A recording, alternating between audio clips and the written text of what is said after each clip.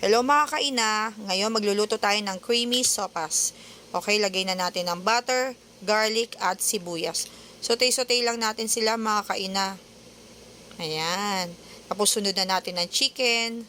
Igigisa na rin natin siya hanggang maluto ang chicken. Tapos sabay na natin ang carrots kasi ang carrots medyo matigas yan. So isasabay na natin siya sa paggisa. Okay, sunod ang hotdog. Kasama rin yan sa paggisa mga kaina. Tapos tatakpan mo lang siya siguro after mga 3 minutes. Ayan. Haluin mo siya kasi syempre baka dumikit na siya sa ilalim. O kaya baka masunog na, ganyan. Tapos lalagyan na natin yan ng nawasa. Ayan. Haluin lang, ganyan. Tapos takpan ulit. Tapos isasabay ko dyan yung itlog. Kasi ako pag nagsosopas ako, sinasabay ko na itlog para pagkulo, habang kumukulo siya, di nalalaga na rin yung egg. Hindi sayang yung oras. Ayan, kukulo-kulo lang.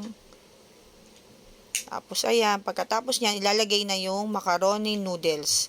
Haluin lang, tas takpan ulit. Ayan. Pagkatapos niyan, ayan, then nilaga na yung itlog. Hindi na yung sayang yung oras mo, di ba? Papalamigin mo na yan hanggang pwede nang balatan yan after. Tapos takpan yan ulit.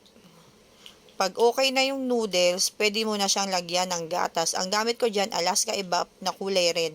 Kasi masarap siya sa sopas. As timplahan mo na ng, ayan, lagyan ko ng paminta, nor cubes, at asukal, pampabalanse ng lasa.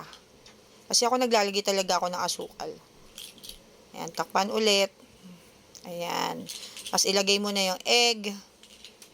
Pag okay na yung lasa niyan, and then yung celery, ako naglalagay ako ng celery kasi masasarap ang celery sa sopas. And then, luto na ang ating creamy macaroni sopas. O, sarap niyan. Ako gusto ko may nilagang itlog na buo. And then, thank you. Bye!